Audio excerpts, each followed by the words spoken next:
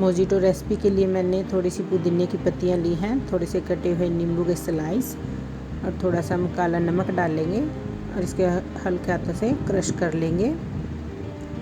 नींबू का रस डाल देंगे इसके अंदर और पाउडर शुगर डालेंगे 2 चम्मच और आइस क्यूब डाल देंगे ढेर सारी और स्प्राइट डाल देंगे और इसको अच्छे से मिला लेंगे। मोजिटो की रेसिपी बिल्कुल रेडी है। अगर रेसिपी आपको अच्छी लगी हो आप इसे लाइक करें, शेयर करें, कमेंट करें और चैनल को सब्सक्राइब करें। Thank you.